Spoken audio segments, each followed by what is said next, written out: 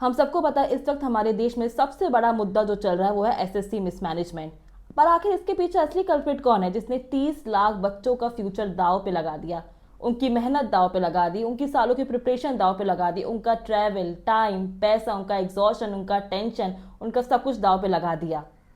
SSC staff selection commission ये एक central government body है जो ग्रुप बी और ग्रुप सी के लिए गवर्नमेंट एग्जाम्स कंडक्ट कराती है, जैसे कि रेलवे, इनकम टैक्स, एमटीएस और सीजीएल जैसे एग्जाम। पिछले कुछ सालों से ये एग्जाम कंडक्ट कराने का कॉन्ट्रैक्ट जो था वो टीसीएस के पास था, पर इस साल ये एग्जाम कंडक्ट कराने का कॉन्ट्रैक्ट दिया गया ईडीक्विटी करियर टेक्नोलॉजीज को। बेसिकली ये जो कंपनीज होती हैं इनका काम होता है क्वेश्चन पेपर तैयार करना, बच्चों के एग्जाम सेंटर्स देखना और उनके एडमिट कार्ड उनको टाइम पे मिल जाए, ये इनका काम रहता है इस पूरे एग्जाम को, इस पूरे जो ये हमारा गवर्नमेंट एग्जाम है इसको कंडक्ट कराने का।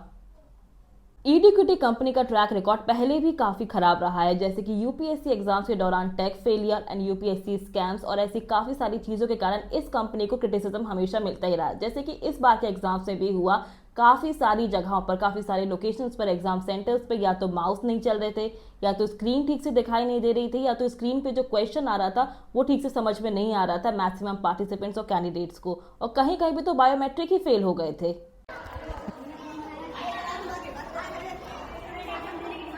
लेबर चल जाओ आधे बच्चों का आधे रे इनका होया नहीं आधे तो क्या बच्चों का लेबर कुछ का होया नहीं भाई इनका होया नहीं भाई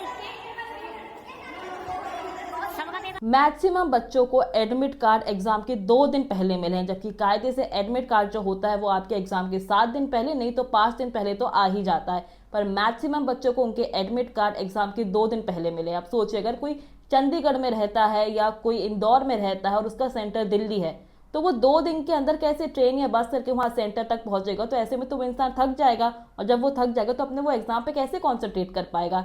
इसके अलावा राजस्थान के एक स्टूडेंट का सेंटर उसको क्या दिया था एडमिट कार्ड में? अंडमान निकोबार।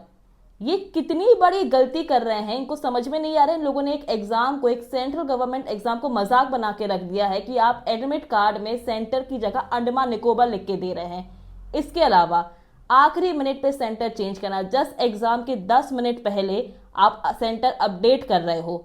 अब बच्चा जो करंट सेंटर पर है वो नेक्स्ट सेंटर पे उसको जाने में कम से कम आधा घंटा, 20 मिनट, 1 घंटा तो लगेगा ही।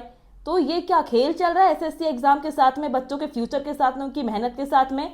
ऐसे में बच्चा एग्जाम देगा या थकेगा या वो अपने आप को संभालेगा? इसके अलावा कुछ जगहों के एग्जाम सेंटर्स की क्लिप मैं आपको दिखाना चाहती हूँ जिनको देख के आपको लगेगा ही नहीं कि एग्जाम सेंटर्स हैं। ऐसा लगेगा कि ये कबाड़ खाना है या फिर कोई जानवरों के रहने की जगह है या फिर पता नहीं क्या ही है, कौन सी जगह पे एग्जाम सेंटर बना दी गई, या फिर घर जैसा आपको लगेगा। ये लगेगा ही नहीं कि ये प्रॉपर एक एग्जाम सेंटर है जहां पे एसएससी जैसा एक गवर्नमेंट एग्जाम कंडक्ट किया जा रहा है। देखो भैया बैग जमा करने की यहाँ भाई बैग जमा हो रहे हैं सबके, देख लो एसएससी का कारनामा।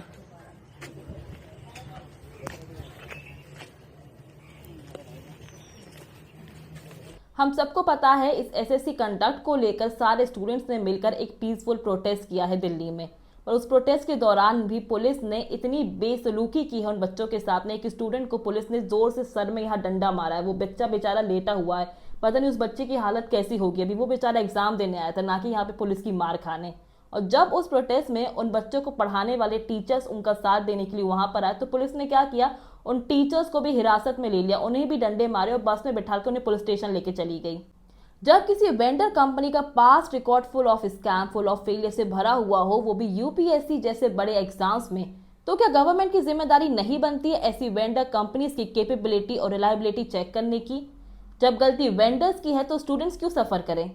अगर एसएससी जैसे एग्जाम्स में क्योस क्रिएट करने वाला वेंडर ही रिपीट ऑफेंडर है, तो फ्यूचर में होने वाले स्कैम्स के लिए गवर्नमेंट क्या ही स्टेप लेगी, जब वो अभी कोई स्टेप नहीं ले रही है तो? और इन स्टूडेंट्स की जिम्मेदारी कौन लेगा, जो स्टूडेंट्स इतनी दूर से अपने घर और माँ बाप से दूर इस एग्जाम को देने आए थे, इस सपने के साथ कि भाई शायद ये एग्जाम उनका क्लियर हो सकता है, शायद उनके लिए फ्यूचर में सेंट्रल गवर्नमेंट में कोई पोजीशन उन्हें मिल सकती है। इन स्टूडेंट्स का क्या, इनका पैसा गया, इनका टाइम गया, इनकी मेहनत गई। कितने सालों साल बच्चे मेहनत करते हैं ऐसे एग्जाम्स के लिए, कोई 3 साल मेहनत करता है, कोई 5 साल मेहनत करता है, कोई 10 साल मेहनत करता है लगाकर। और कुछ स्टूडेंट्स तो इस लोकेशन पर यहाँ पर अपने बच्चे और अपनी फैमिली के साथ में आए थे। इनकी अकाउंटेबिलिटी कौन लेगा?